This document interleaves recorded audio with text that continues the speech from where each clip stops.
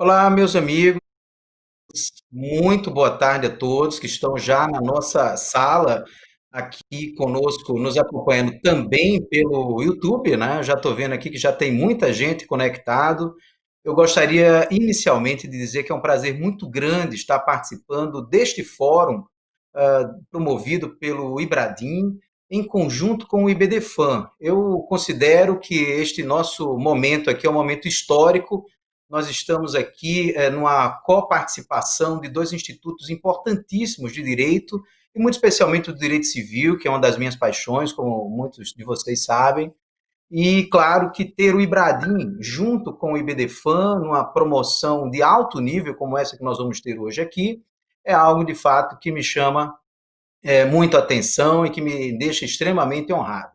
Eu gostaria de agradecer o convite que foi feito pelo Ibradim para que eu pudesse fazer essa moderação na pessoa do nosso presidente, do Olivar Vitali, e também agradecer ao nosso presidente do IBDFAN, Dr. Rodrigo da Cunha Pereira, que também, com muito bom grado, também pôde permitir que nós estivéssemos juntos hoje aqui nesse fórum fantástico sobre direito das sucessões, o planejamento sucessório, os negócios imobiliários, que são temas que, de fato, chamam muita atenção de todo mundo, né? Nós vamos ter um prazer muito grande também de estar aqui na sala com três grandes professores, três grandes profissionais da área do direito civil no Brasil, muito especialmente da área das sucessões. É o caso da professora Ana Luísa Nevares, da professora Daniele Chaves Teixeira e do professor Rodrigo Mazei. Nossa sistemática aqui é uma sistemática muito simples. Eu vou passar a primeira palavra para a professora Ana Luísa Nevares, que vai fazer a sua explanação, em seguida para a professora Daniele Teixeira e, por fim, ao nosso professor Rodrigo Mazei, que também vai fazer uma explanação a respeito dos temas que nós selecionamos aqui, que pudesse ser útil para essa interlocução que a gente vê entre o direito das sucessões e o direito imobiliário, né? Em primeiríssimo lugar, eu vou passar a palavra para a professora Ana Luísa Nevares, que é professora de Direito Civil da nossa PUC-Rio, doutora e mestre em Direito Civil pela UERJ, membro do IBDFAN, um membro antigo do nosso IBDFAN, também do IBD Civil, do Instituto Brasileiro do Direito Civil, do Instituto dos Advogados do Brasil, é advogada no Rio de Janeiro, e dentro dessa nossa organização que nós fizemos aqui, a Ana vai tecer alguns comentários sobre os contratos de aquisição de imóveis pertencentes ao espólio, e que são também objeto de inventário. Ana, você com a palavra. Boa tarde. Quero, em primeiro lugar, dizer que é um prazer enorme estar aqui nesse evento virtual do Ibradim. Quero agradecer imensamente o convite, na pessoa do professor Rodrigo Toscano, um grande amigo, e em especial por também estar ao lado da minha grande amiga Daniele Chaves Teixeira e do professor Rodrigo Mazei, também dois grandes expoentes nessa área do direito das sucessões. Então, realmente é um momento muito bacana e que muito me honra estar aqui junto a vocês. Bom, a gente, na hora de começar a programar esse tema, né, eu tive essa sugestão de falar sobre um assunto prático, que é o assunto da aquisição de bens que são objeto de inventário, né? E o que acontece? Eu queria iniciar essa nossa conversa com uma breve questão técnica, que é o que está previsto no artigo 1791 do Código Civil, porque o 1791 diz que a herança é um todo unitário e defere-se dessa forma para os herdeiros. Por que eu comecei com isso?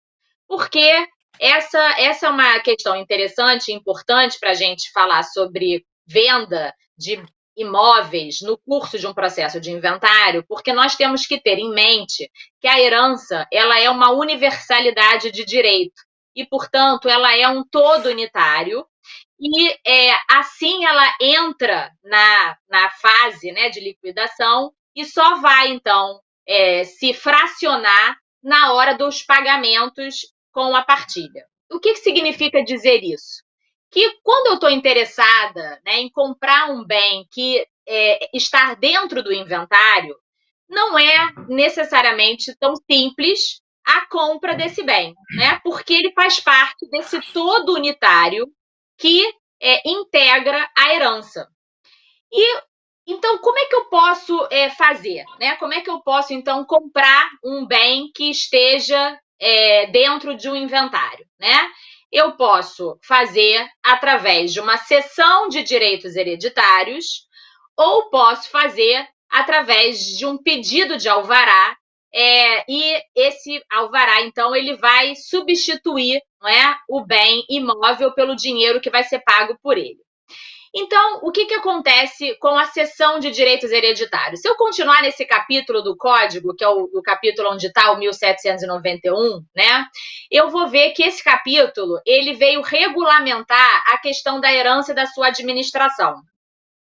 E a cessão de direitos hereditários, ela é um negócio jurídico que pode ser gratuito ou oneroso, né? Então, é gratuito quando eu faço uma cessão sem uma contraprestação e é oneroso quando eu faço uma cessão com dinheiro, né, a pagar por ela, não é? E aí, o que diz o Código Civil? Né? No artigo 1793, ele diz expressamente que eu posso ceder os meus direitos hereditários. Só que quando eu cedo os meus direitos hereditários, né? Então, por exemplo, vamos imaginar que um pai faleceu e deixou 2 filhos, né? É metade para cada um. Então, se eu ceder esse meu direito hereditário, eu vou ceder um quinhão de metade da herança. E eu não sei ainda o que vai integrar essa metade. Por isso que a cessão de direitos hereditários pura, vamos dizer assim, aquela cessão como que de fato trata do conjunto de direitos hereditários de um herdeiro, você não sabe ainda o que vai entrar no seu patrimônio. O cedente, então, que é aquele que é o herdeiro, cede a sua parte, cede a sua cota parte, e o cessionário vai entrar no inventário naquele lugar do cedente, e ele vai, então, ingressar no processo e vai ter que aguardar até o final do inventário para ver qual vai ser o seu pedaço diante da partilha. Então, obviamente, que as pessoas usualmente não estão interessadas numa cessão de direitos hereditários onerosa. A gente vê mais a cessão de direitos hereditários gratuita, quando realmente um dos herdeiros resolve passar para outro o seu quinhão, né? Por conta de uma doação que um queira fazer para o outro, né? Mais onerosa é mais difícil, porque você normalmente não está interessado em comprar algo que você ainda não sabe o que é, né? Então, o que era muito comum de acontecer? Você queria comprar um imóvel que estava no inventário e aí você, então, tinha a possibilidade de fazer uma cessão de direitos hereditários só em relação àquele imóvel específico e todos os herdeiros, então, tinham que concordar assinando, porque como é um todo unitário, né? Como é um todo unitário, o bem fazia parte daquele conjunto. Então, eu não podia cedê-lo em específico. Todas as pessoas, todos os herdeiros tinham que ceder em conjunto. Só que o que aconteceu com o nosso Código Civil? O nosso Código Civil, ele prevê que é ineficaz a disposição, sem prévia autorização do juiz, de um bem que integra a herança enquanto estiver pendente essa indivisibilidade. Ou seja, enquanto estiver pendente o todo unitário antes da partilha, eu só posso fazer uma cessão de um bem específico quando o juiz autoriza. Então, se eu tenho 5 herdeiros, né, e tenho um imóvel, e todo mundo quer vender um dos imóveis, eu preciso pedir autorização para o juiz, né, para o juiz autorizar a venda daquele imóvel. Então, olha só, estamos lá no processo de inventário, temos então que pedir para o juiz para que um item específico seja, então, objeto de cessão. Aí o cessionário vai ter que entrar no inventário, vai ter que esperar até acabar o processo de inventário para sair o formal de partilha e ele receber, então, o formal para registrar o imóvel no nome dele, né? Então, olha só, parece não é muito atraente, né? Para o comprador, vamos dizer assim, né? Porque ele vai ter que aguardar até o final do inventário para receber o seu, né, o seu formal de partilha e poder registrar no seu nome, sem contar com a necessidade do juiz autorizar aquela operação. Então, o que muitas vezes acaba acontecendo, né?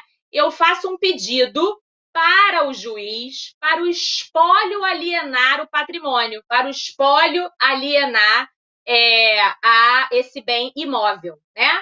E aí, o inventariante é que vai assinar a escritura pública na pessoa do inventariante, não é? E o que vai acontecer? O dinheiro a pagar por esse imóvel, ele vai ingressar no processo depositado judicialmente. E então o inventário não vai mais ter aquele imóvel que foi vendido, vai ter então o dinheiro que foi pago por ele, e o comprador vai poder então lavrar uma escritura pública definitiva de aquisição do imóvel por conta do alvará judicial que vai ser expedido. Então, o alvará judicial vai autorizar o inventariante a lavrar uma escritura de venda, não é? E aí, esse dinheiro que foi pago vai ser depositado judicialmente e depois, na hora da partilha, eu vou, então, dividir esse dinheiro. Vantagens e desvantagens, né? A gente poderia colocar como uma vantagem o fato de que com esse dinheiro, então, eu vou poder pagar os impostos de transmissão, né? Porque muitas vezes o que a gente vê? Um patrimônio que é até muito bom, mas pode ser ilíquido. Eu posso ter vários imóveis e é um patrimônio, então, ilíquido, sem contar que pode dar muitas despesas, né? Porque podem ser imóveis que, por alguma razão, não estejam dando lucro, com locações e enfim, alguém habitando, né?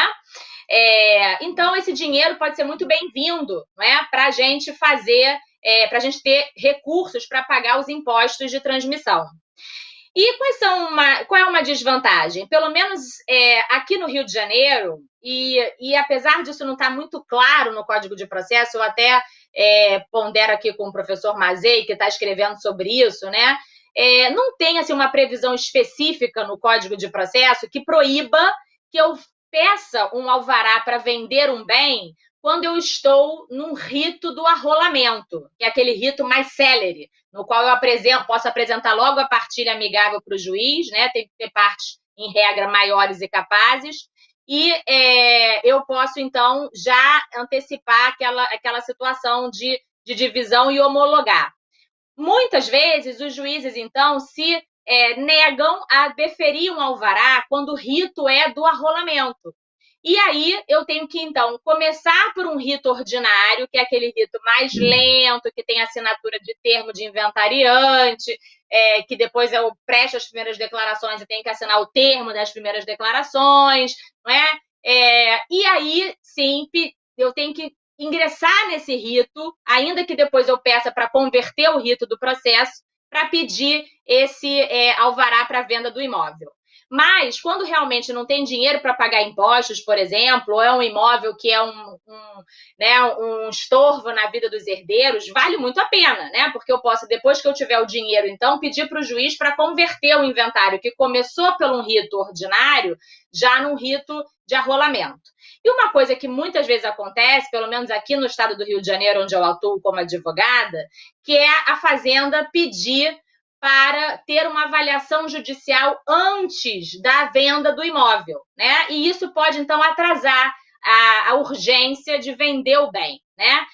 A fazenda pedir essa avaliação judicial, né? Aqui no Rio de Janeiro, a gente até tem como simular nos sites da Secretaria, tanto de Fazenda Estadual quanto de Fazenda Municipal, a base de cálculo do imposto. Então, a gente até poderia tentar esse expediente, né? Pedir para o juiz para que a venda não seja num valor inferior àquele que a Secretaria de Fazenda está atribuindo ao bem. Mas, pelo menos aqui no Rio, muitas vezes, esse valor que é atribuído ao bem pela Secretaria de Fazenda é muito superior àquele de mercado, o que acaba podendo prejudicar a minha negociação, né? Então, a gente acaba batendo nesse entrave, né?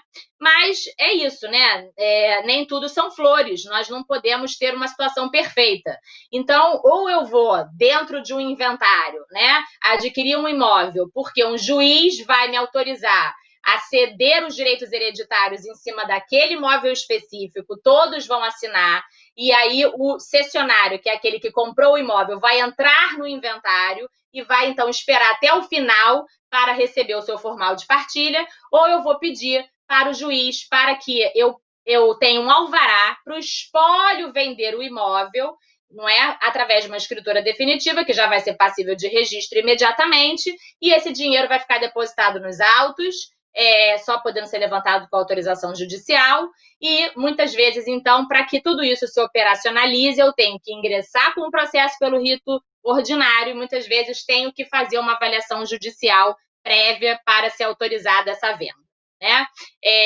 Mas são coisas necessárias, né? É assim que, vamos dizer assim, funciona, e nós sabemos que nesses casos a gente tem que estar muito atento, né? Para não só obter as certidões no nome do falecido, como também no nome daqueles herdeiros que estão vendendo, para saber se aquelas pessoas têm efetivamente a sua livre disposição patrimonial, né? Então, acho que com isso eu consigo, né, ter abordado essas duas hipóteses, né, de venda no curso do inventário, lembrando só que, no caso do inventário extrajudicial, é inviável, né? Eu não consigo fazer o inventário, desculpa, eu não consigo comprar um imóvel num inventário extrajudicial, né? Porque eu tenho que ter o dinheiro para pagar o imposto logo no começo. Então, no inventário extrajudicial, eu preciso ter logo, né, o dinheiro para pagar, e, portanto, não dá para eu vender nada. Se eu quiser vender um imóvel e fazer um inventário extrajudicial, eu primeiro faço o inventário e depois, então, eu vendo o imóvel, tá? Estou aqui à disposição para a gente continuar os nossos debates e para outras perguntas dos nossos ouvintes.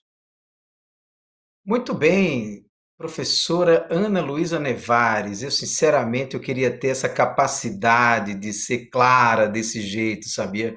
Eu estou impressionado aqui como as pessoas estão lhe elogiando, justamente nesse sentido, né? Como você fala fácil, simples, de modo bem, eu diria, soft, né? Leve, todo mundo compreende muito bem, perfeito, eu achei muito bacana. Eu vou deixar algumas questões interessantes para o momento do debate, um pouquinho mais na frente, porque, como a gente sabe, o direito de sucessões no Brasil, embora ele devesse seguir uma regra nacional, em razão de nós obedecermos às normas federais, né? O professor Rodrigo Mazei debate muito esse tema, inclusive, mas em cada localidade a gente acaba tendo algumas especificidades, notadamente em razão das nossas corregedorias, que autorizam, por exemplo, alguns procedimentos judiciais. Mas eu vou deixar esse tema para o final, para a gente levantar lá no debate, né? Eu vou passar a palavra já imediatamente para a professora Daniele Teixeira, que também está aqui conosco. Daniele é advogada também no Rio de Janeiro, é parecerista, é mestre e doutora em Direito Civil pela nossa UERJ, né, nossa queridíssima UERJ, e Daniele vai também nos brindar agora aqui com uma palestra muito bacana que diz respeito aos temas relacionados ao planejamento sucessório, e o ponto mais, o enfoque central vai ser justamente esse descompasso que a gente percebe que há entre o direito imobiliário e o direito sucessório nessas questões relacionadas ao planejamento sucessório. Daniele, você com a palavra, bem-vinda e muito obrigado por estar aqui conosco. Todas que estão presentes. Queria agradecer mais uma vez o convite na pessoa ao Ibradim, na pessoa do Rodrigo Toscano, cumprimentar a querida amiga Ana Luísa Nevares, que é sempre um prazer estar dividindo uma mesa com ela, um painel. Cumprimentar também o Rodrigo Mazei, que é um prazer estar aqui com ele. E a mim realmente coube essa questão do planejamento sucessório e o descompasso entre o direito imobiliário e o direito das sucessões. Bem, primeiro, planejamento sucessório, né? Por que a gente fala e está tão em voga atualmente planejamento sucessório? É exatamente em função das transformações socioeconômicas que ocorreram no mundo, vamos fazer um recorte aí no mundo ocidental, e que essas transformações socioeconômicas, dessa contextualização do nosso mundo atual, um mundo globalizado, tecnológico, né, imediatista, consumista, fluido, e essas transformações, com a inserção da mulher no mercado de trabalho e tantas outras, transformaram muito os pilares do direito às sucessões, né? Que exatamente é a família, qualquer manual a gente vê família e propriedade, né? Família, a gente sabe, até pelo IBDFAN também, cumprimentar aqui o pessoal do IBDFAN, que se fala, inclusive, do direito das famílias, né? Não só de família. E em função dessas famílias mosaicos, das recomposições familiares, os meus, teus e os nossos, e assim por diante. Bem, fora transformações familiares, também o próprio conceito de propriedade, que antes um patrimônio constituído de uma riqueza, era muito de bens imóveis, né? Só que hoje em dia isso mudou muito, né? Nós temos tantas variedades de bens móveis, né? E isso desconstruiu um pouco essa questão de propriedade. Se fala hoje muito mais em patrimônio, né? E dentro desse patrimônio pode ser constituído de bens imóveis, de bens móveis, de empresas, de PJs, ou não, que compõem esse patrimônio das pessoas.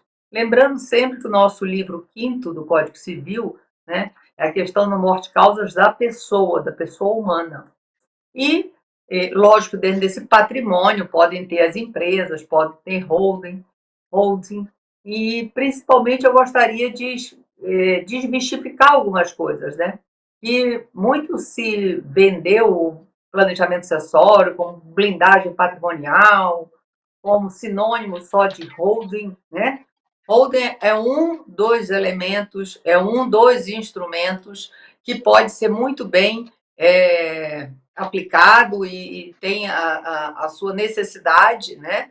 Mas é importante se saber que tem outros instrumentos, como seguro de vida, previdência privada, fundos de rendimentos e tantos outros, né? Agora, planejamento não tem fórmula pronta, né? Não tem essa coisa 2 mais 2 dá 4. O que a gente pode ter são algumas etapas do planejamento que se adequam a todos os tipos. Mas cada vez mais é importante, dentro dessas etapas, além da necessidade da qualificação da pessoa, não só de forma objetiva, saber, quando você vai fazer um planejamento, qual é o estado civil daquela pessoa, se é casado, né, se é solteiro, se tem uma união estável, se tem um regime de bens, se tem herdeiros necessários, que idade estão esses herdeiros, se são casados, que regime de bens. Então, toda essa qualificação da pessoa é necessário também uma análise subjetiva também, porque exatamente quando eu digo que planejamento não tem fórmula, é porque cada família vai ter o seu planejamento, porque nós vamos ter algumas variáveis aí, não só da composição dessa família, como nós vamos também ter o patrimônio que compõe os bens que compõem esse patrimônio de forma diversa. Nem sempre, às vezes, pode ser até o mesmo patamar em noção de grandeza, mas de naturezas diferentes. Você pode ser constituído por uma empresa de calçados de Novo Hamburgo, como de um agronegócio, como de uma construção civil e assim por diante. Então, a questão da ordem de grandeza também não vai interferir e não vai ser padrão para alguns instrumentos. Pode até facilitar alguns instrumentos, mas vai ter os seus interesses e peculiaridades da área que caracteriza aquele patrimônio. E como também a vontade do autor de herança, que também vai ser variável. Então, com essas 3 situações que vão mudar a cada forma de patrimônio, de vontade desse autor de herança, e cada vez mais você busca, dentro do direito às sucessões, por uma autonomia desse autor de herança, por uma maior liberdade de testar, de se exercer mais a sucessão testamentária, né? Dentro desses pressupostos que a gente precisa desconstruir, é que o planejamento sucessório ele não é só para grandes riquezas, pelo contrário, é para todo mundo que compõe a sociedade, mesmo quem tem menos um patrimônio mais simples, mas vem atender, e pelo contrário, mesmo quem tem menos tem que mais cuidar para poder preservar o que se tem e não aquilo ser fator de brigas ou de um inventário que leve anos, né? E em função de todas essas questões, também o planejamento às vezes era muito visto como para se fraudar a legítima, né? E como a professora Ana Luísa Maia Nevares fala, né, nós temos hoje a questão desde 2002 do supercônjuge, né, do papel que o cônjuge adquiriu de estar concorrendo com os descendentes, estar concorrendo com ascendentes e ainda em terceiro plano. Então ela fala desse papel e exatamente, infelizmente, hoje nós não temos um regime que não ocorra uma comunicabilidade na questão de sucessão. Então, o planejamento sucessório é buscar instrumentos, ferramentas que venham dar mais liberdade nessa situação. Bem, depois de apresentado o planejamento sucessório, a necessidade, onde é que existe também esse descompasso, como existe entre o direito sucessório e essa sociedade contemporânea, e por isso que o nosso direito das sucessões precisa estar sendo mais estudado. Eu digo até que ele era considerado, às vezes, o patinho feio do Código Civil, e hoje ele se tornou um grande cisne, né?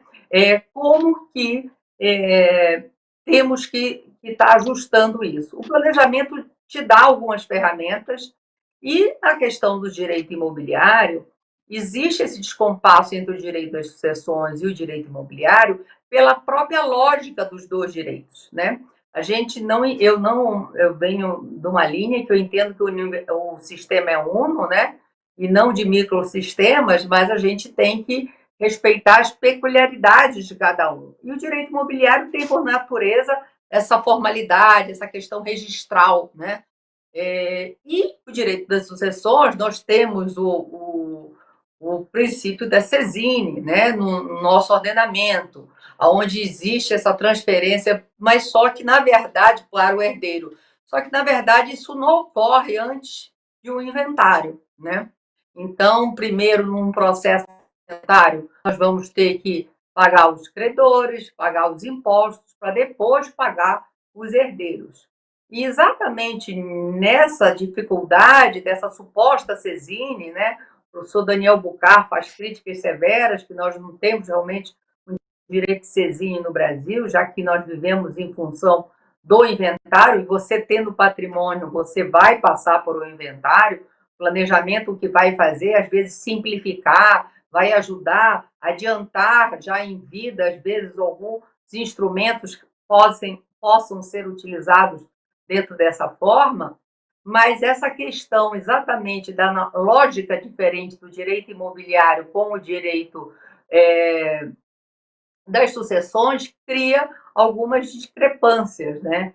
Principalmente por essa questão que sem o inventário você não tem como vender, como diz a Ana, seja a questão de cessão de direitos ou a questão da necessidade do alvará judicial. Aí a fazenda sempre tem que se posicionar em relação a valores. Então, toda essa estrutura fica muito engessada.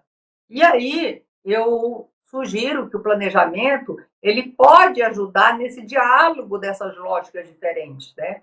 Então, você já sabendo como são as regras do jogo, como realmente é a situação, você tentar adiantar, fazer passos antes, né? Evitando e tentando buscar um inventário mais simplificado. Com certeza, tem vários outros assuntos que nós estamos aí na temática para conversar, mas eu acho que eu queria deixar bem claro era a importância do planejamento sucessório hoje para a nossa sociedade contemporânea, globalizada e com as nossas, meus, teus e os nossos, que eu acho que muito da busca é exatamente, dificilmente, a não ser quando são ligados à empresa, vem uma pessoa fazer uma consulta sobre o seu regime de bens, né? Antes de um primeiro casamento ou antes de uma primeira união estável. Isso ocorre normalmente já depois de um segundo ou um terceiro casamento. E aonde o regime de bens é uma coisa que as pessoas não dão a devida importância e que tem efeitos até após a sua morte, né? Então, tudo isso é muito importante e principalmente ligado ao direito imobiliário. Então, por mais que também a composição hoje de um patrimônio seja muito de bens móveis, a gente sabe que a presença dos bens móveis, imóveis ainda é muito grande e que tem toda essa lógica da necessidade muito de registro e assim por diante. Então, existe esse descompasso e que o planejamento pode vir auxiliar ou diminuir esse desalinho aí que tem pelas lógicas serem diferentes. Bem, Rodrigo, eu acho que inicialmente era isso que eu queria falar e estou pronta aí para o debate dos temas aí que foram sugeridos. Muito bem, Daniele, perfeito. É impressionante também essa sua capacidade de sintetizar esses temas que são mais complexos, né? Realmente, essa questão relacionada ao direito, aliás, ao planejamento sucessório hoje é uma questão muito em voga, né? Em razão da tributação que a gente sabe que é grande na sucessão no Brasil, né? E tende a piorar, né? A notícia de que vai piorar, ela é a cada dia mais real. Hoje a gente tem umas variações de alíquota só para o imposto de transmissão, causa morte e doação, que é o ITCMD, o ITCD, enfim. Em algumas localidades do Brasil tem nomes diferentes ou siglas diferentes. Hoje a gente tem uma variação de 2, 4, 6 e 8% em vários estados, tá? Né? E a tendência é ir até 20%, né? Então, na medida que o tempo vai passando, claro que os planejamentos eles vão ficando mais importantes. E esse descompasso que você aponta, de fato, é algo que a gente tem que perceber com mais objetividade para evitar, eventualmente, que negócios imobiliários, de modo geral, fiquem travados por conta de questões relacionadas a inventários no nosso país, né? Mas só a sua fala já traz bons temas para o debate daqui a pouco, né? Pois não, Daniele? Rodrigo, só completando essa sua parte aí da tributação, Claro. o teto de lei no Senado do senador Cid Gomes de aumento para 16%. É um projeto do ano passado de 16%. Isso fora a tributação das grandes riquezas, né? Eu estou falando de ITD ou ITCMD, conforme o Estado. Pois é. Você imagine só, eu acho 8% um exagero no caso brasileiro. Imagine só nessa base de 18%, e há uma autorização expressa, né, da nossa Constituição para ir até 20%. Né? Claro que precisa da autorização do Senado para isso, mas, como você está dizendo, já indo para 16% já é digamos, uma alíquota que vai se tornar praticamente impossível a gente ter patrimônio imobiliário no Brasil e depois transmitir para os nossos sucessores. Né? Bom, daqui a pouco a gente vai para o debate. Eu vou ter agora um prazer muito grande de passar a palavra também para o meu xará, né? O meu xará Rodrigo Mazei, que está lá em Vitória, no Espírito Santo. Rodrigo Mazei, que além de todas as outras atribuições, é professor da Universidade Federal do Estado, Universidade Federal do Espírito Santo, é mestre pela FADISP, é doutor também pela Universidade Federal do Espírito Santo, aliás, pós-doutor pela Universidade Federal do Espírito Santo. Além de tudo isso, o professor Rodrigo Mazei é um apaixonado pelo vinho. Aliás, vocês sabem que o professor Rodrigo Mazei tem um canal chamado Direito e Vinho, que eu não perco nenhuma dica que tem lá, sabe? Depois a gente vai checar isso com calma. Aliás, Mazei, era para a gente estar fazendo esse evento na sexta-feira para tomar uma taça de vinho depois, hein? Não seria uma má ideia. Vou passar a palavra para você. Por favor, Mazei. Bom, boa tarde a todos.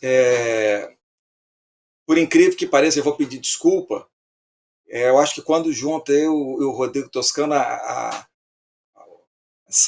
esse brilhantismo do Rodrigo, o Rodrigo ofusca aqui a internet aqui do Espírito Santo, aqui, especialmente na minha rua. Então, aqui, hoje de novo, Rodrigo, a gente está com um problema aqui. Então, não sei se vocês estão me ouvindo bem, vamos seguindo aqui. Para mim, a internet está bem oscilante, eu estou com 4G. Então, ótimo, eu estou com 4G aqui de plano B.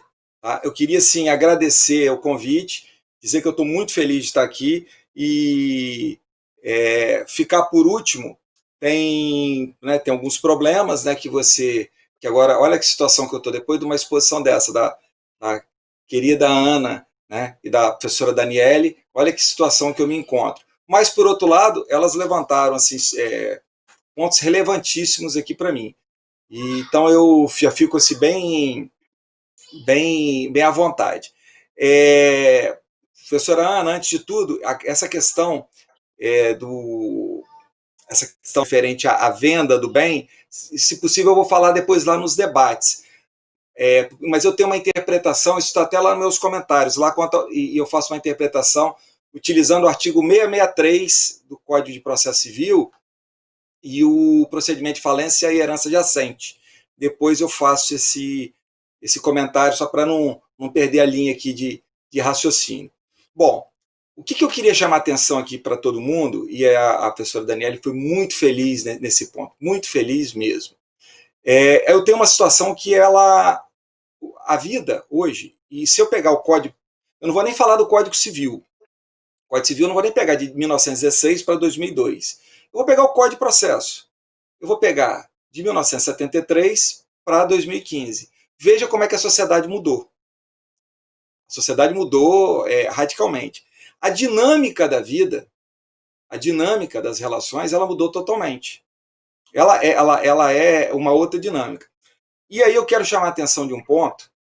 Veja, nós trabalhamos hoje com novos arranjos familiares, temos ideia de ruptura. Para mim, o grande ponto, para mim, assim, acho que o ponto X que faz a grande mudança, para mim, não só no direito de família, mas no direito sucessório, que faz o inventário criar, ter elementos de grande complexidade, foi a lei de divórcio. Porque com a lei de divórcio, com a adoção do regime da comunhão parcial, que isso abriu toda uma situação, tudo acho que advém, né, dessa própria lei, tem uma nova situação. E veja, e a gente tem que entender que a gente está vivendo um momento no direito de família de uma grande instabilidade ainda, de uma grande instabilidade, ou seja, nós temos debates que são relevantíssimos, que estão indo para o judiciário, que são relevantes para o direito de família, mas com repercussões muito grandes para o direito sucessório.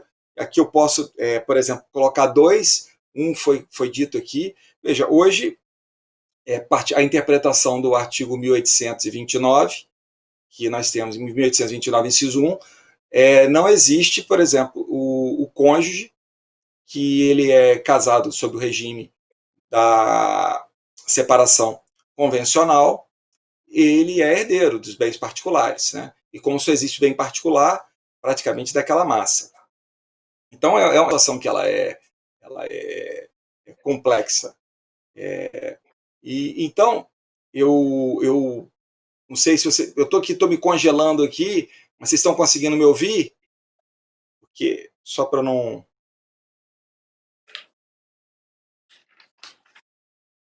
Então tá ótimo. Então deixa eu seguir. Então, ótimo. Então veja, isso para mim é uma situação que ela mostra um ambiente de dinâmica, o nosso direito de família não só um ambiente de dinâmica hoje das relações, né, por isso até que você fala em direito das famílias, mas mais do que de uma dinâmica, a gente também tem um grau a gente tem que compreender que há um grau de instabilidade. E isso, vindo junto aqui do meu tema, isso se contrapõe à ideia da estabilidade e à ideia monolítica da propriedade. Então, isso é uma situação que ela é curiosa, porque a ideia da propriedade, especialmente a propriedade imobiliária, ela tem uma ideia de estabilidade, ao passo que a própria dinâmica da vida, das relações familiares, não tem permitido. Isso não é uma característica dela. Veja como é que isso é interessante. E aí, novamente, a professora Daniele foi muito feliz. O que eu sou uma pessoa totalmente contra?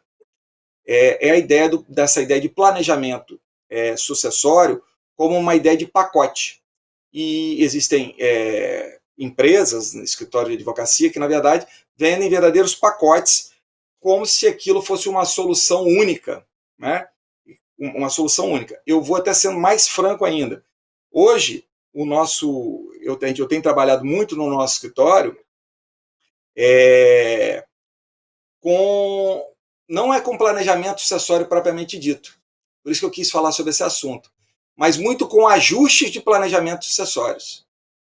E isso é interessante, se não tivesse acontecido a pandemia, provavelmente eu estaria agora numa das épocas que eu mais trabalho no ano, porque as pessoas entregam o imposto de renda normalmente no fim de abril, maio e junho, elas que fizeram posteriormente essa entrega do imposto de renda, quando tem que se fazer um ajuste, elas acabam procurando os escritórios que trabalham com planejamento sucessório, às vezes para fazer alterações. Então, eu estou trabalhando por outros motivos e começaram a vir em situações agora, já de planejamento sucessório, que não são decorrentes necessariamente da declaração de imposto de renda, tendo visto que ela foi agora. Mas isso ocorre, porque quando a pessoa declara imposto de renda, que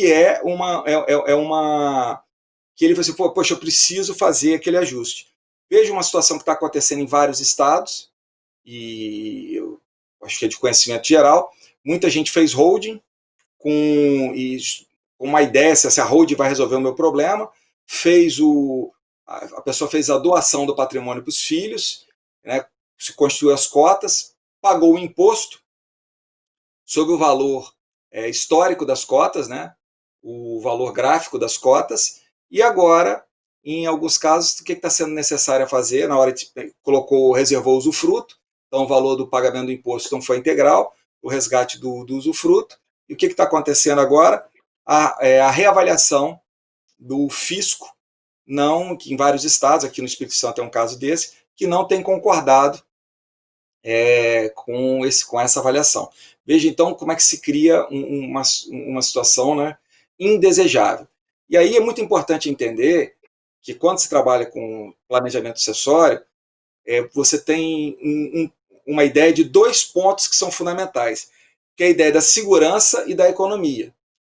A gestão desses 2 dados, que é a segurança que você permite, que é a segurança que você vai dar, e eu volto a dizer, é muito importante entender que não é uma questão propriamente definitiva, que você pode ter que fazer ajustes, e vou dizer mais, a gente tem feito ajustes de acordo, inclusive, com o que tem sido decidido na jurisprudência, né, e vejam como é que isso é importante, fazendo uma pitada aqui da parte de processo, e porque nós caminhamos para um sistema cada vez mais, um sistema peculiar de precedentes, de aplicação de precedentes.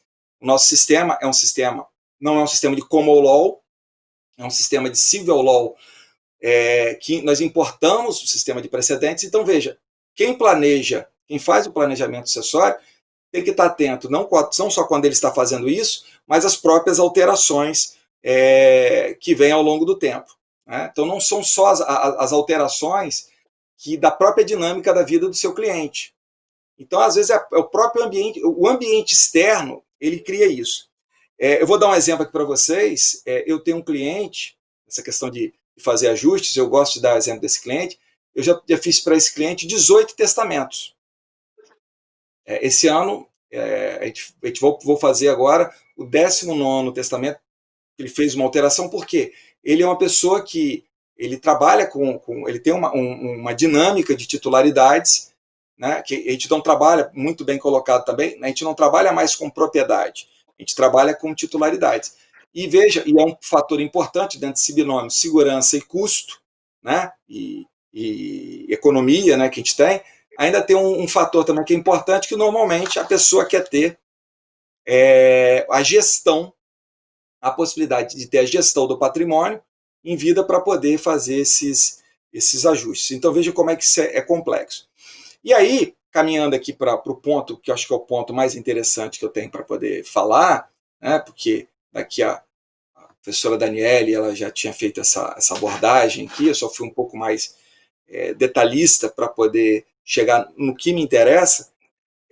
O que a gente vê? Uma aplicação muito pobre, extremamente pobre, das figuras de direitos reais como um todo, né, das figuras de direitos reais como um todo, no planejamento sucessório, para fazer o planejamento sucessório, e não só para fazer o planejamento sucessório, projetando, aí isso é uma ideia até mais, digamos assim, mais dinâmica, mais bacana ainda, que é imaginar um planejamento sucessório não só de divisão, mas um planejamento sucessório em que o inventário seja mais fluido, o próprio inventário seja mais fluido.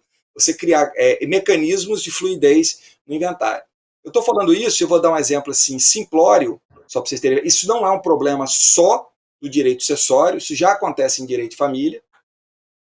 E vou dar um exemplo aqui simples, que todos aqui que militam no direito de família, no direito de sucessões, vão ver que o que eu vou falar é simples.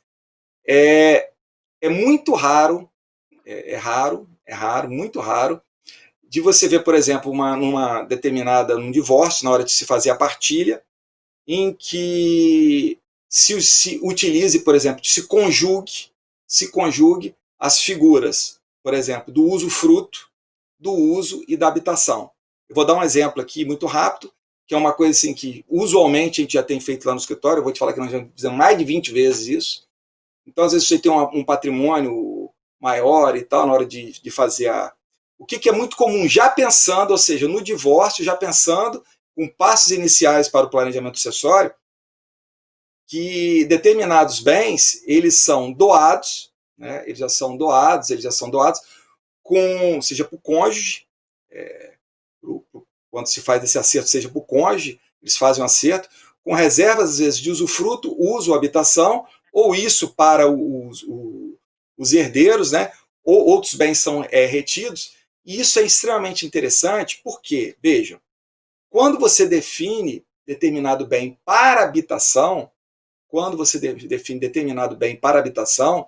e isso está na tipicidade desse direito real, esse bem ele será indicado especificamente para habitação.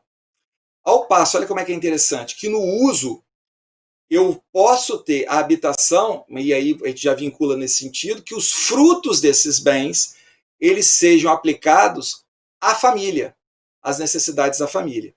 Então, o que eu crio? Eu crio uma situação, veja, em determinados momentos, isso é muito comum, utilizando o direito real de uso, eu não preciso sequer de ter fixação de alimentos, porque os próprios frutos advindos do uso me permitem isso. Né? Só que eu tenho uma restrição, porque os frutos advindos desse patrimônio imobiliário, ele vai ter que ser revertido em favor da família. Ao passo que no usufruto, eu tenho uma liberdade mais ampla. Eu estou dando um exemplo disso para vocês, só para vocês verem que isso já seria possível dentro de uma situação de divórcio, a gente já trabalhar com conjugações dentro de destinações, e vejam, de titularidades, de retenções de patrimônio, de compensações de patrimônio, de troca de patrimônio, de doações para descendentes, conjugando essas figuras que permitiriam já projetar, criar pilares para um futuro planejamento sucessório, o que não é feito. Veja, então, se isso não é feito no divórcio, quiçá, só para pegar um exemplo mais simples, né, para ser mais simplório, em testamento. E aí a professora Nevares, eu concordo integralmente, ela publicou um texto recentemente, e eu falo isso lá nos comentários também, professora. Inclusive, aproveitei para te fazer outra citação desse texto, que um dos problemas tormentosos que nós temos é a questão do próprio direito de habitação, seguindo a modulação do Código Civil. E veja, seguindo aquilo que o STJ vem decidindo.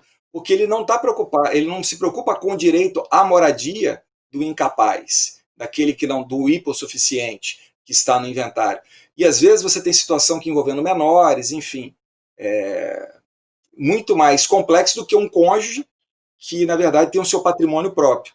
Então, eu me permito aqui resolver uma grande controvérsia que eu teria a partir do uso dessas ferramentas. E mais, eu tenho um caso muito interessante que eu fiz com um colega, com um parecer que eu tive, que era sobre fazendas, e eles não conseguiam, em hipótese nenhuma, o patrimônio, e era um patrimônio, eles não conseguiam fazer um ajuste entre eles na partilha, e veja, esse ajuste nós conseguimos fazer através de aplicação do uso de usufruto, ou seja, aquele que ficou com quiões que representados por fazendas maiores, e vejam, e a gente individualizou para não ter também que é um grande problema, que as pessoas tendem a fazer o inventário e colocar os herdeiros em condomínio, levando para depois para uma ação divisória ou uma ação de alienação. Então, a gente tem que, no inventário, tentar resolver isso tudo.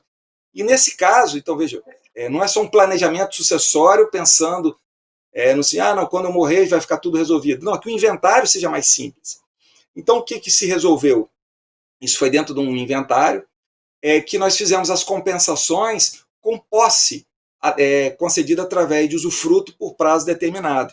Então, isso é uma forma da gente trabalhar. Veja, nós temos aqui o direito, nossos direitos reais, embora eles com algumas limitações, eles nos dão opção. E eu vou dar um exemplo, assim, por exemplo, 2 direitos reais, que eu entendo que sejam sobre coisa alheia, que permitem a transmissibilidade, que isso também é muito importante. Porque às vezes você deixa um determinado. Olha como é que esse detalhe é importante.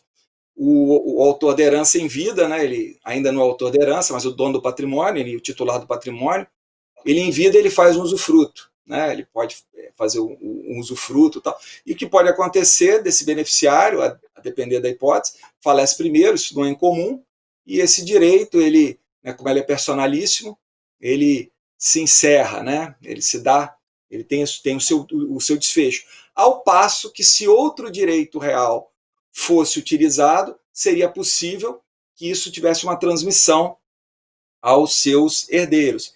E aí, por exemplo, dando um exemplo e colocando nesse sentido, veja, eu tenho a superfície, que me permite perfeitamente eu trabalhar com isso, né? A superfície, veja, a superfície ela tem muitas variações, a superfície por cisão, hoje eu tenho direito de laje.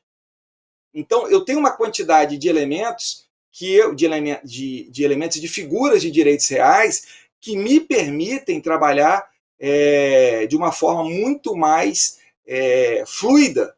E isso não é comum nos planejamentos sucessórios. Para eu fechar aqui, vou falar uma figura, hoje vai ser com o meu querido Marcos Boys, né, cedo, uma figura que eu utilizo bastante, o Fred Didier, meu grande amigo Fred Didier, brinca comigo, ele fala que o único escritório que utiliza anticrese que eu conheço é o seu escritório. A gente faz muito anticrese, porque, veja, a anticrese ela é uma forma, e aqui vou dar assim, 2 exemplos simples, aplicado ao direito sucessório. Às vezes, em determinados momentos, você não tem. Aí, pegando um pouco o exemplo até que a Ana colocou, às vezes você não tem crédito, você não tem dinheiro para poder pagar o credor. Então, o que é uma operação que a gente já fez várias vezes, na hora da liquidação no inventário, concede ao credor a anticrese, ou seja, concede ao credor o direito de ele retirar frutos sobre bens que serão partilhados, bens que serão de herdeiros. Veja, isso é muito simples fazer isso. Eu posso trabalhar com a anticrese também, por exemplo, é muito comum que um herdeiro tenha que repor uma confissão de dívida, um valor para um outro herdeiro, que ele ficou numa vantagem, e eu utilizo da anticrese justamente para poder compensar esses valores, né? Eu já crio uma forma sistemática, através do próprio patrimônio, né, objeto do inventário, eu já crio uma forma, através dos frutos, de fazer o pagamento. Então, o que eu coloco aqui, já encerrando, eu vejo que,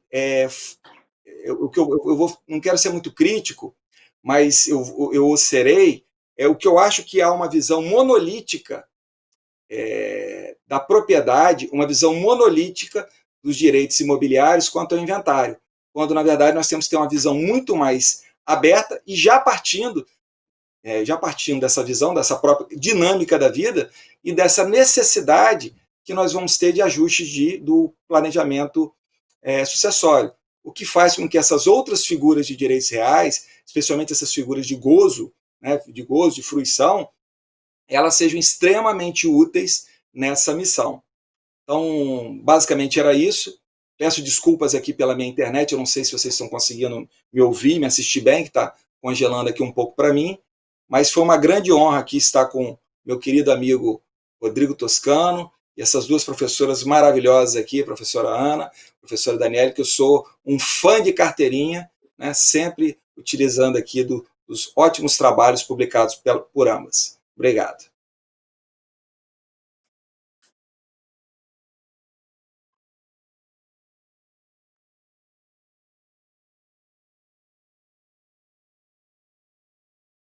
Rodrigo, eu não vou deixar de fazer uma referência É, Rodrigo Mazé é o homem do direito e do vinho, né? A gente não pode esquecer isso.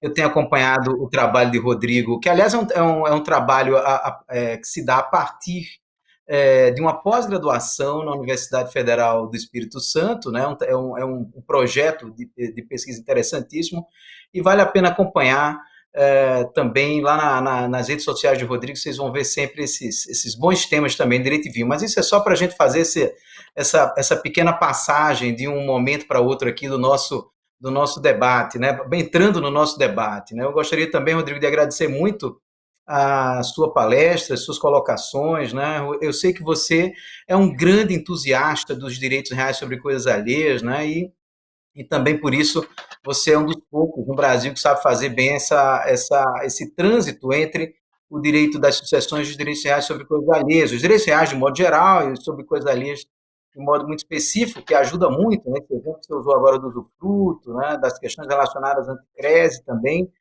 que de fato eu já vou aqui me acostando ao professor Fred Didier, eu vejo pouco também na prática, talvez você seja um dos poucos que utilize de fato a figura da anticrese, né?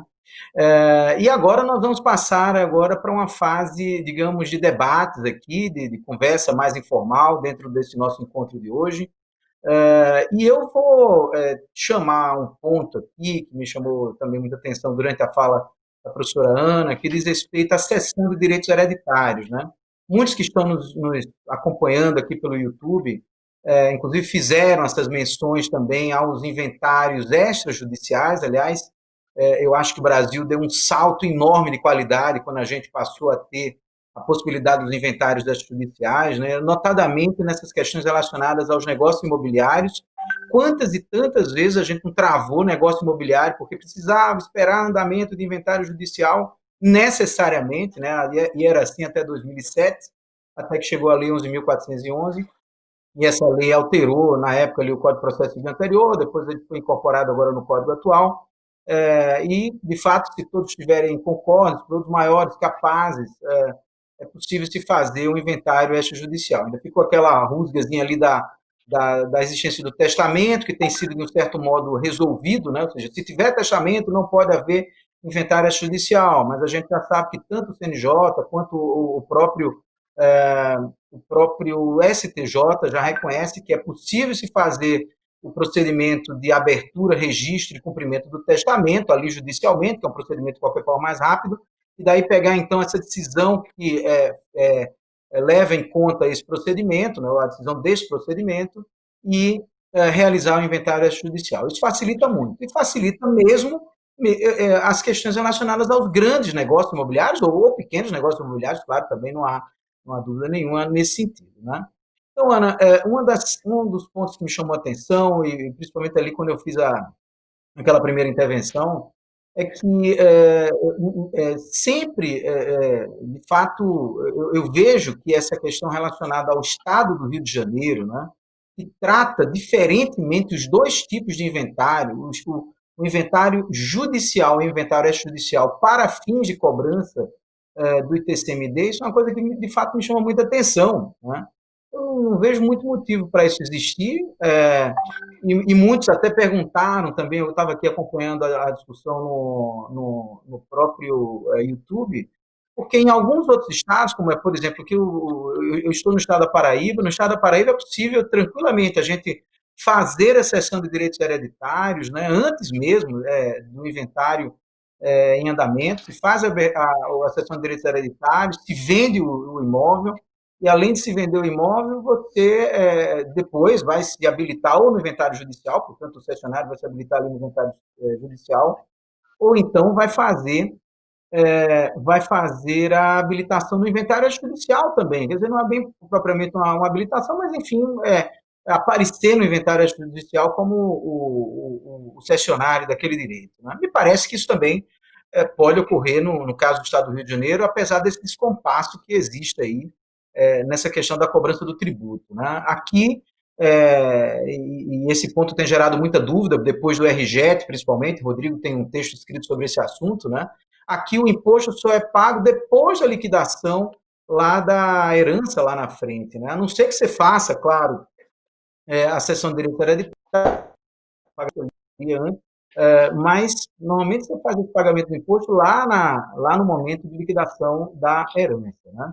Então, eu vou deixar esse tema em aberto aqui para a gente debater, e claro que eu quero envolver todo mundo, eu estou partindo de uma colocação que foi feita por Ana, até mesmo porque é muito provável que na questão dos inventários judiciais se encontre uma outra solução, no caso do Estado do Rio de Janeiro, e também, claro, vamos ouvir Daniele, vamos ouvir também Mazei sobre esse tema. E depois eu volto com outro tema também, que eu estou com ele aqui na linha, que é muito importante também para os negócios imobiliários. Ana, você com a palavra de novo. Então, Rodrigo, eu não sei se talvez eu não tenha sido tão clara, né? O que acontece? O Código Civil proíbe que um bem específico pendente à indivisibilidade seja objeto de cessão de direitos hereditários sem autorização judicial. Então, o que acontece? Se eu tenho um inventário extrajudicial, eu não vejo problema em fazer uma cessão de direitos hereditários prévia a esse inventário extrajudicial e que o cessionário ingresse no inventário extrajudicial. Só que nesse caso, pela leitura que eu tenho do Código Civil, o cessionário receberia o quinhão como um todo, e não só um imóvel. Ele não poderia comprar um imóvel só, ele teria que comprar todo o quinhão hereditário, porque para ele comprar através de uma cessão de direitos hereditários onerosa, um único imóvel do monte, pelo 1693, parágrafo 2º, eu precisaria de uma autorização judicial. Então, eu acho que esse é um problema da lei civil, como ela se foi colocada, né? E pelo menos aqui no Rio de Janeiro a gente tem esse problema, então até algumas pessoas falam assim de fazer uma escritura de bem futuro, né? Quando o imóvel ainda está dentro do inventário, né? Por conta dessa impossibilidade da lei civil. Então, é assim que eu acabo enxergando a questão como sendo um certo empecilho, né? Para os inventários extrajudiciais. Agora, se a pessoa estiver interessada em comprar o quinhão como um todo e não uma coisa em específico, né? Ou, por exemplo, só tem um imóvel no monte. Aí todos os herdeiros cedem os seus quinhões. Aí, automaticamente, aquele cessionário vai receber esse único imóvel, né? Mas, se não for isso, eu não estou enxergando como eu vou fazer sem me valer da via judicial. E aí, na via judicial, é como acontece, pelo menos aqui em muitos casos, em que o juiz, então, me obriga a começar o processo pelo rito ordinário, aquele rito mais devagar, ou, então, em alguns casos também, ele me pede uma avaliação judicial prévia do imóvel, né, para poder autorizar o alvará e o espólio, então, lavrar a escritura de compra e venda. Muito bem. Essa temática é, de fato, algo que sempre chamou muita atenção. Eu escrevi um texto sobre esse assunto já há um certo tempo, e eu queria ouvir Daniele também, Rodrigo, sobre o tema. Na interpretação que eu faço, Ana, aqui do 1793, parágrafo 2º, ele diz assim: é ineficaz. Aí já vem primeiro essa primeira questão aqui da ineficácia, né, e não tratando propriamente da validade, mas ele diz: é ineficaz a cessão pelo coerdeiro. Eu sempre gosto muito de grifar esse trecho do parágrafo 2º do 1793, para dizer, pelo coerdeiro, de seu direito hereditário sobre qualquer bem da herança considerado singularmente. E o parágrafo 3º, ele fala da necessidade de autorização prévia do juiz. A interpretação que eu faço, e aí eu vou deixar aqui também para o debate, né, é que o herdeiro sozinho, o co-herdeiro sozinho, ele sozinho não pode fazer a cessão de direitos hereditários. Me parece que é isso que, ou se fizer, ela é ineficaz, né, como está dito aqui no parágrafo 2º. Mas com todos os herdeiros estando de acordo, participando da cessão, né, me parece que não haveria necessidade de uma autorização judicial. Eu digo isso porque, imagina, os negócios imobiliários, muitas vezes eles têm uma pressa, né? Eles têm a necessidade de se aproveitar o mercado, principalmente na aquisição dos dos imóveis, dos terrenos, do solo para fazer a construção de grandes empreendimentos, né, em incorporação imobiliária. Se a gente tiver, de todas as vezes, ir ao juiz para pedir essa autorização, ainda que seja em alvará, né, e não poder lançar a mão da cessão de direitos hereditários, né, por isso que tinha me chamado a atenção, quando você tinha falado na primeira hora, lá na sua palestra, isso. Me parece que não haveria problema nenhum se todos estiverem concordes, né, e havendo ali a cessão de direitos hereditários, feito pelo notário, pela via pública, logicamente, como é exigido pela lei. Né? Mas vamos ouvir a todos aqui, né? Vou passar a palavra agora para a Daniele, para depois a gente voltar aí, eventualmente, no debate. Vamos lá. Rodrigo, eu entendo que pelo 1793, parágrafo 2º, como você falou, realmente é ineficaz, mas eu entendo que é preciso, sim, a autorização do juiz. Eu sei que isso inviabiliza, trava toda essa questão da circulação, mas, inclusive, a própria Fazenda pode impugnar porque ainda não foi pago os impostos, como também podem surgir credores, né? Então, dentro desse entendimento, eu acho que seria necessário, apesar de reconhecer que isso ocorre esse travamento aí dessa circulação. Mas eu no meu entendimento, eu entendo que é sim necessário o alvará judicial. Autorização. Rodrigo, eu vou... Não, vou só ponderar aqui, porque o 1793, parágrafo 3º, né? Eu entendo, no parágrafo 2º ele fala em coerdeiro, mas quando ele vem no parágrafo 3º, ele vem dizendo: ineficaz é a disposição sem prévia autorização do juiz da sucessão por qualquer herdeiro. Então, eu talvez sendo mais assim conservadora, eu acho que nesse caso não importa se todos os herdeiros estão aceitando. Eu, antes desse código novo, né, já trabalho com sucessões há muitos anos, eu me lembro, eu cansei de fazer no meu escritório, e até ainda como até estagiária, me lembro bem, porque eu trabalho nessa área desde a faculdade, a gente ter escritura pública de cessão de direitos hereditários, com todos os herdeiros assinando em relação a um único imóvel. E aí, como você disse, todos os herdeiros assinando, né? E aí vinha lá todo mundo junto em relação àquele bem.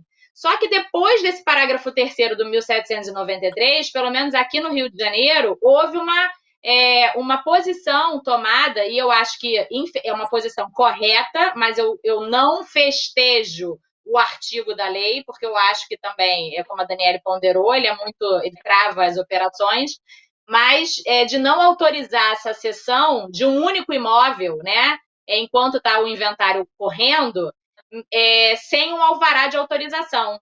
Pelo menos aqui no Rio a gente tem vivido dessa forma. Pois bem, e a...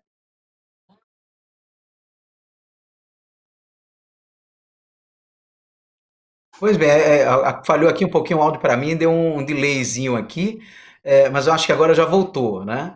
Eu ainda insisto, e de fato esse foi o objeto dessa minha análise lá que eu fiz, né?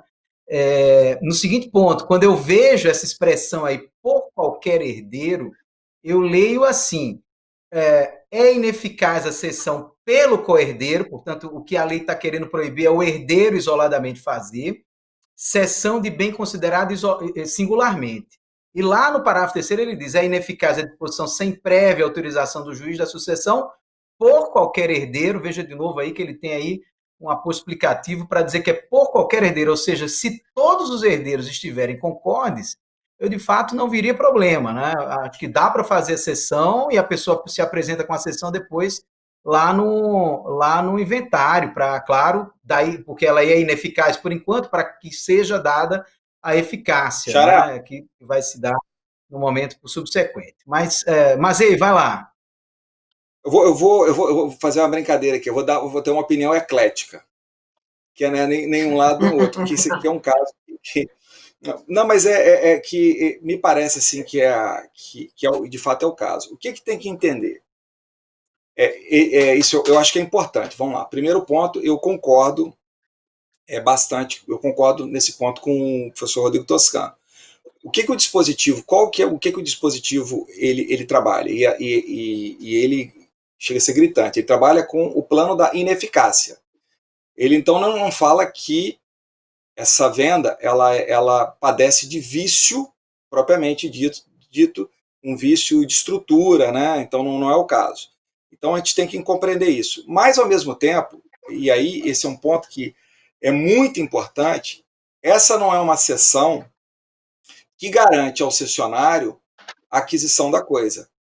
É uma sessão que ela vai incorporar, entre aspas, ela vai depender, e aí isso foi colocado pelas professoras aqui, eu concordo, e esse é um dos pontos mais importantes para mim do inventário, que é pouco analisado, que ele depende do processo de liquidação.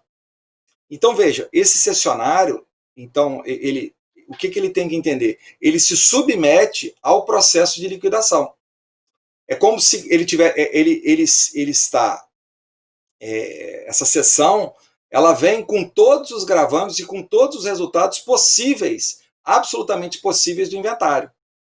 Então, na verdade, eu vou dizer mais, é quase que se fosse uma ideia de um direito de preferência, é isso que eu quero, para ser didático, que ele vai ter para retirar esse bem, caso ele não seja alcançado, seja por um credor, porque, veja, o que pode acontecer com uma situação dessa? As forças da herança não são suficientes para poder pagar as dívidas.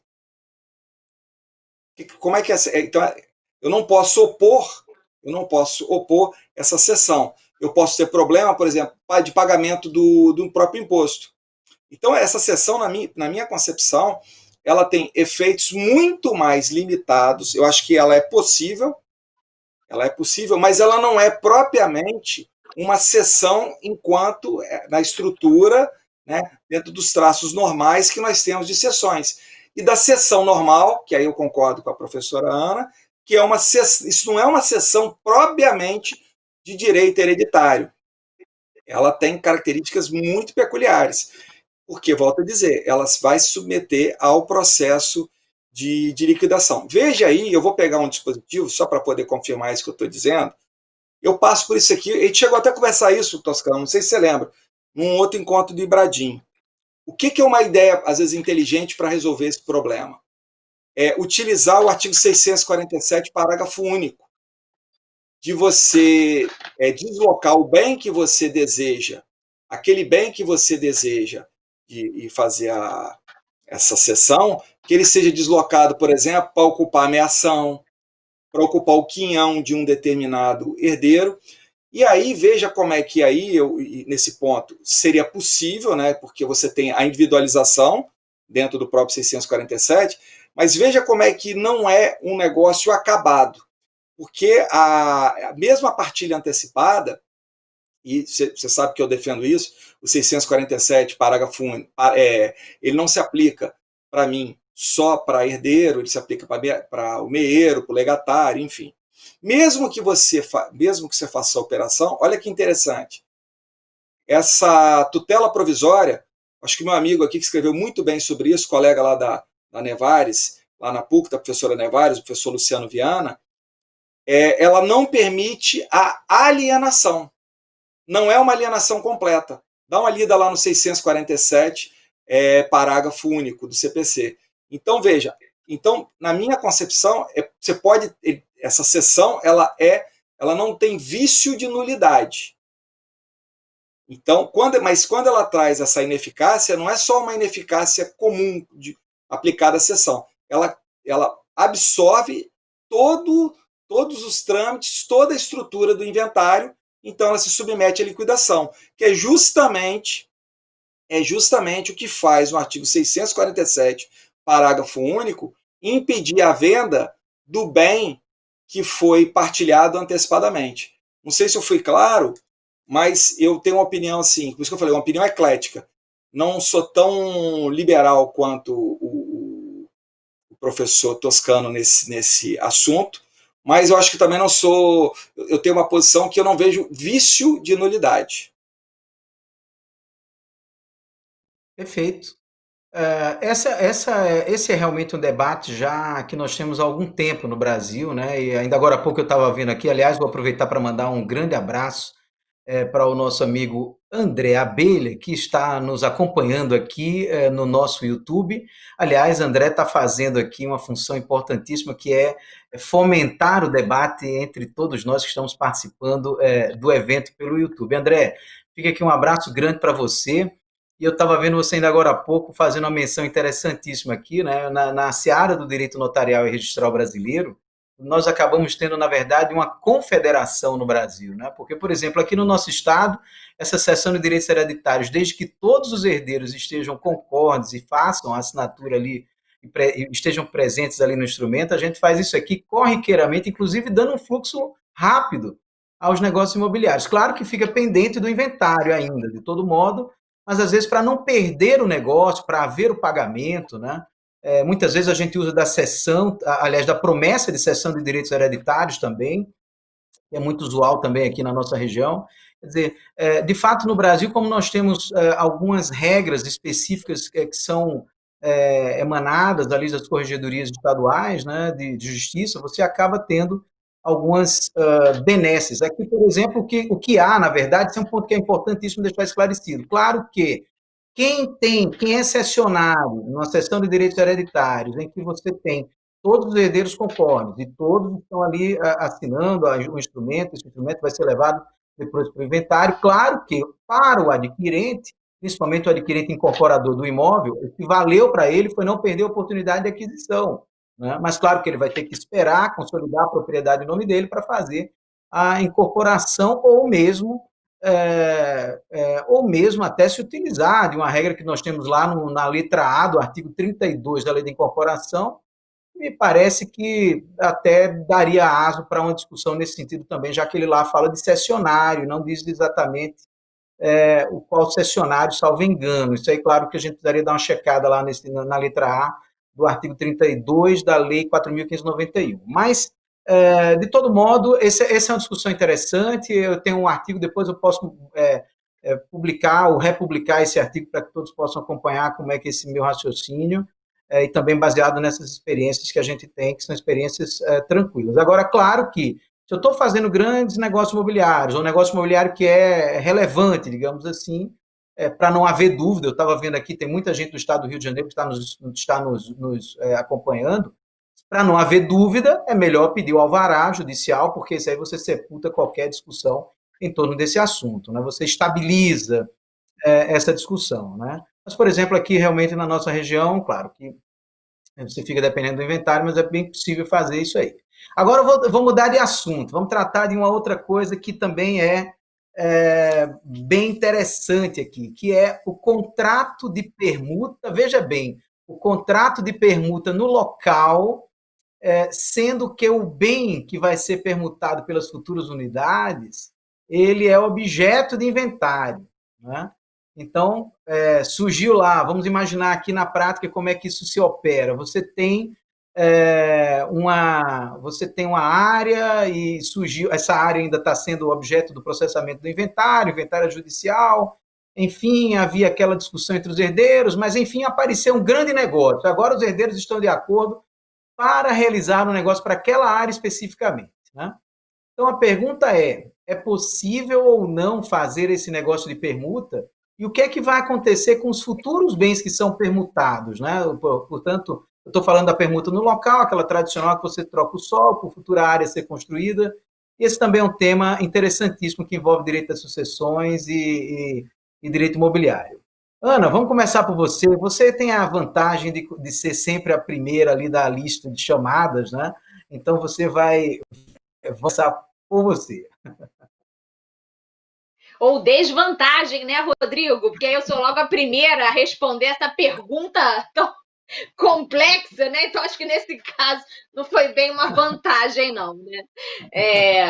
Mas olha, eu gostei muito da sua última fala, né? Porque acho que na nossa atuação, e a gente tem a nossa posição como pesquisador, né? e a nossa posição como advogado, né? A gente tem que primar pelos negócios que não sejam passíveis de serem discutidos, de alguém levantar uma questão, né? Então, eu sou muito conservadora na minha atividade da advocacia, né? Procuro ser, né? Claro que se o cliente quiser assumir algum risco e tal, mas procuro botar, né, o cliente 100% na posição de ciência, né, de todos os problemas. Bom, mas a pergunta em específico, né, eu também não vejo, eu acho que a permuta, ela, por mais que ela venha a trocar uma coisa pela outra, né, ela também é uma espécie de exceção. Então, eu também não vejo como não ter, na leitura que eu tenho feito do 1793, em que pese, não tem, né, invalidade, ser uma questão de ineficácia, enfim, mas eu acho que tudo isso acaba me gerando uma angústia, né? E acho que então eu preciso sim ter um alvará judicial para que todos os herdeiros concordem com essa permuta, e aí as unidades que vão, de fato, né, ingressar no inventário por conta dessa permuta vão ter que, como a gente bem falou aqui, ingressar no processo, né, para serem transferidas, né? É assim que eu estou enxergando isso, mas talvez, enfim, esteja me escapando aqui alguma coisa, né? Muito bem.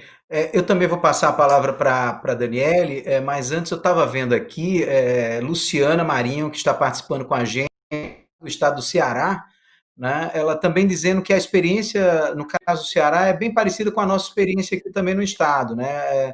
E a referência dela é que no Ceará também sem maiores problemas, com todos concordando, no caso da sessão, sobretudo para a venda de terrenos para construtoras. Quer dizer, você veja que André Abelha é quem tem razão, né? Nós vivemos, na verdade, uma confederação nesse sentido, né?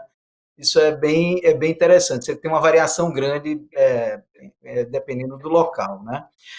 Daniele, essa questão que eu levantei para Ana é uma questão realmente interessante, né? Quando você tem ali a permuta, e me parece que Ana já foi bem, ela foi bem pontual quando ela falou ali da necessidade do alvará, né? Quer dizer, você pega o alvará e o juiz autorizou fazer a permuta, os bens futuros vêm para dentro do inventário e vão ser partilhados normalmente, né?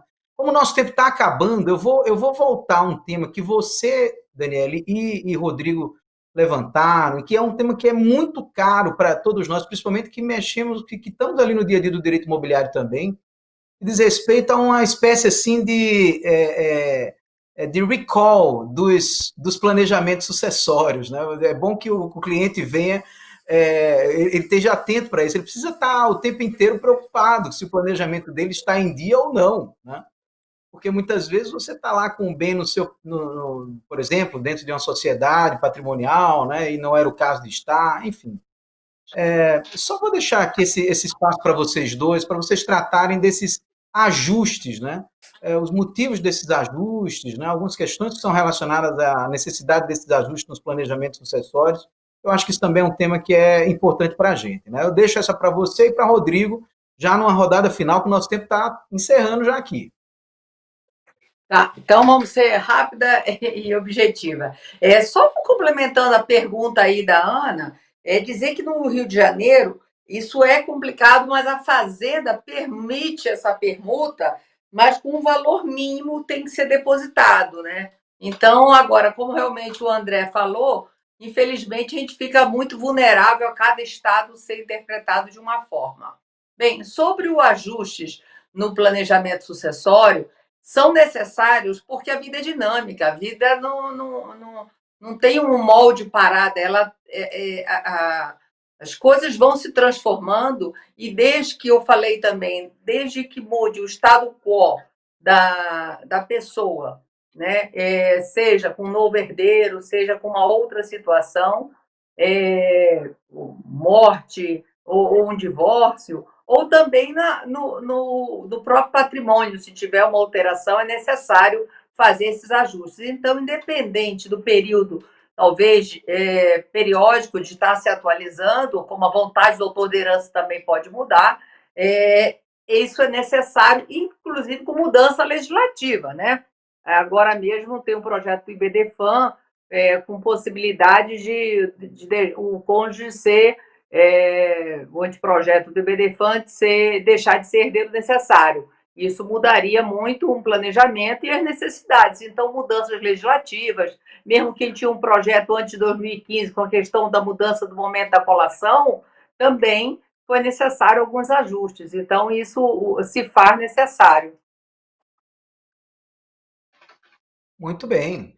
Esse tema desses ajustes é sempre um tema relevante para a gente, né? E ontem, numa live que a gente fez, na verdade, na aula lá da Universidade Federal do Rio Grande do Sul, né, com a nossa queridíssima Simone Tassinari e Daniel Bucar, que também está nos acompanhando aqui pelo YouTube, né?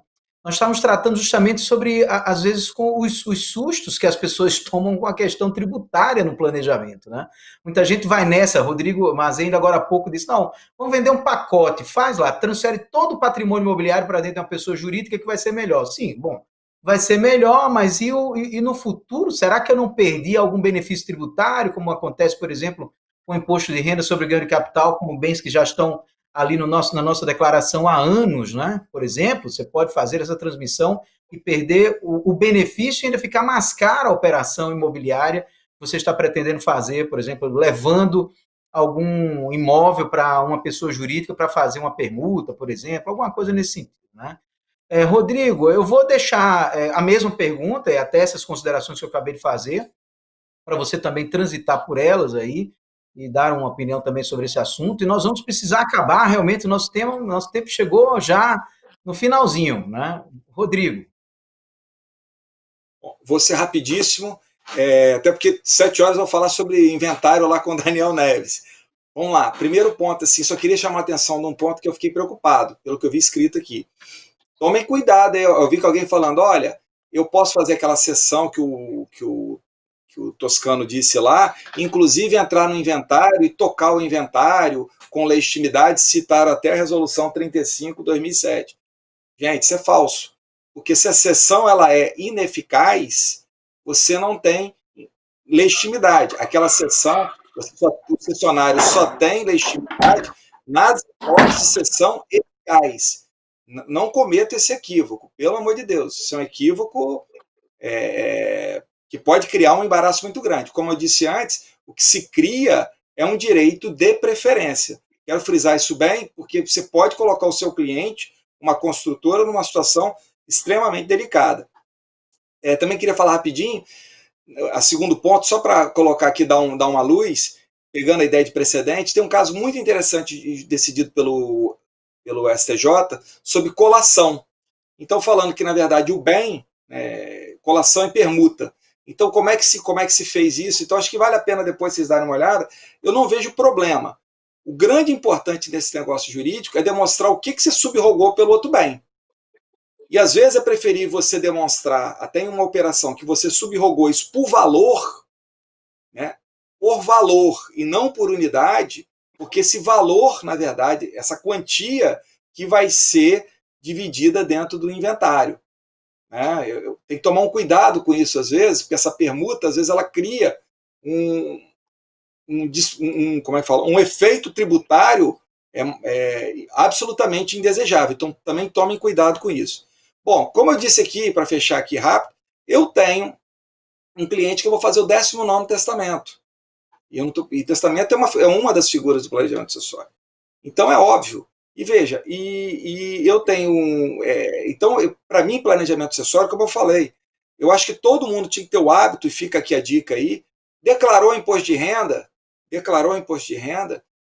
dá uma verificada quem fez planejamento sucessório, se é necessário mudar ou não. E veja, eu comentei com a professora Daniele ontem, na hora que a gente estava falando aqui no WhatsApp, ontem eu refiz um planejamento sucessório de um grande amigo, não é nem um cliente, um grande amigo, porque ele passou a fazer uma operação, ele entrou numa operação negocial de risco.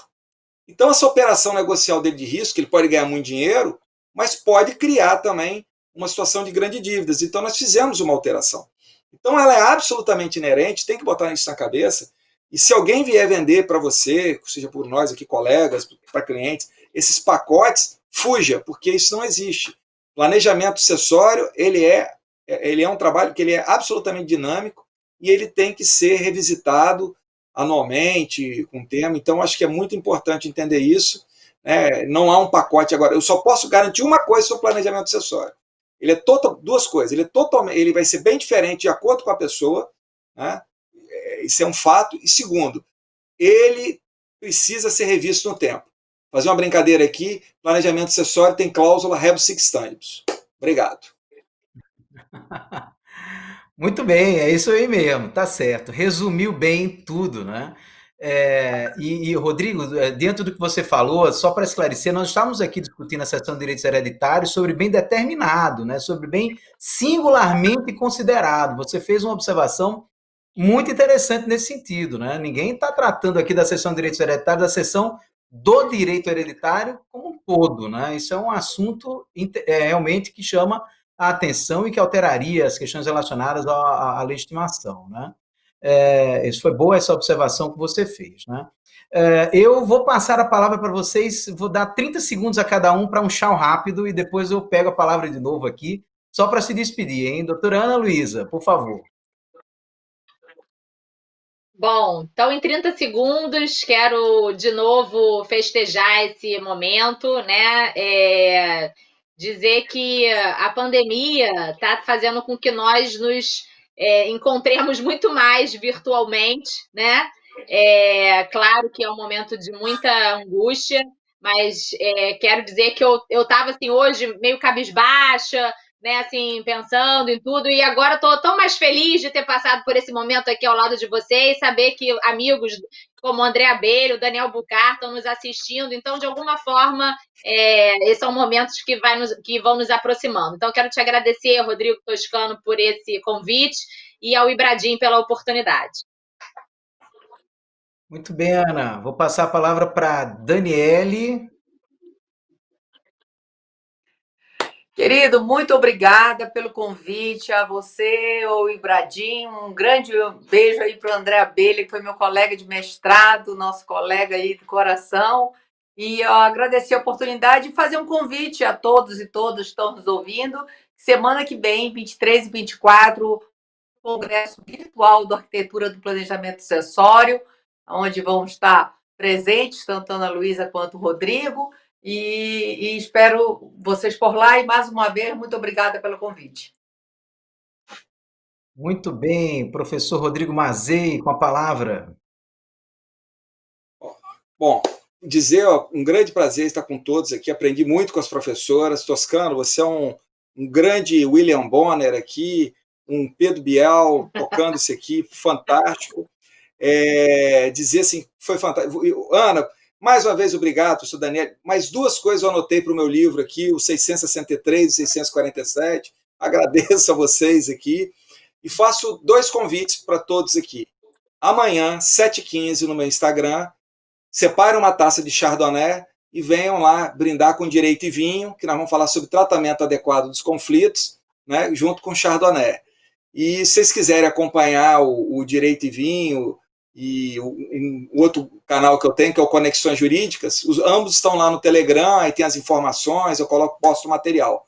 Mas muitíssimo obrigado, eu aprendi muito aqui com as duas grandes professoras, que eu tenho muita admiração, e aprendi aqui uma condução fantástica aqui do nosso William Bonner do Direito Civil aqui, meu amigo Rodrigo Toscano. Muito obrigado.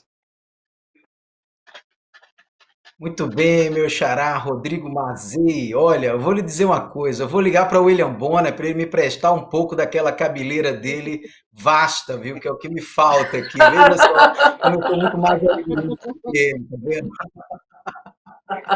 Mas olha, queria agradecer a vocês três, muito, a Ana Luísa Nevares, a Daniele Chaves Teixeira, Rodrigo Mazei, vocês são muito brilhantes, vocês gostam do direito das sucessões, aliás, nós gostamos do direito das sucessões, nós vamos atrás desses pontos assim mais sensíveis, né, que geram as discussões, isso acaba virando um bate-papo muito bacana. Eu confesso a vocês que eu ficaria aqui o restante da noite para a gente conversar sobre esse tema, seguramente, né?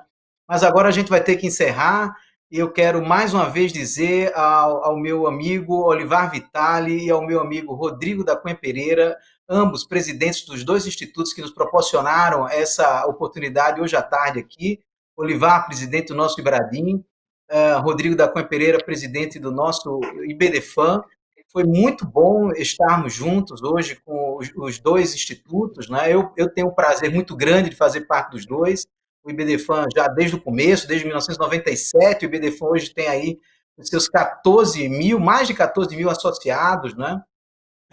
Assim como o Ibradim também cresce o tempo inteiro, nós temos mais de 1.500 associados nesse exato momento. O Ibradim é muito jovem ainda, né? Há apenas 2 anos de existência, já com uma força muito grande no nosso país, em matéria relacionada ao direito imobiliário, que na verdade acaba sendo uma grande rede de discussões em torno de vários ramos do direito, né? E não é só direito civil, digamos assim, direito das coisas, direito contratual, como em princípio possa parecer. Você veja que mesmo dentro do direito civil a gente tem várias outras conexões com o direito das sucessões, por exemplo, a exemplo desse nosso evento de hoje, né? E tantos outros ramos que o direito imobiliário tem conexão, como a gente sabe. Também quero deixar um abraço para Fábio Baldissera, que está conosco aqui também, o nosso diretor do Ibradim lá no Rio Grande do Sul.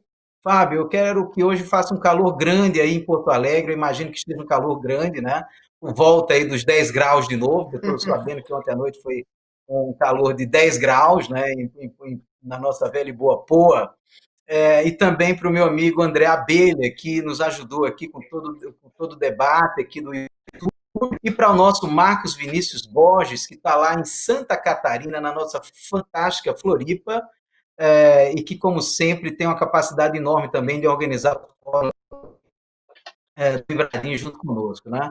Para todos vocês, um grande abraço, bom estarmos juntos e até a próxima. Espero que seja breve esse retorno. Um abração. Tchau, tchau.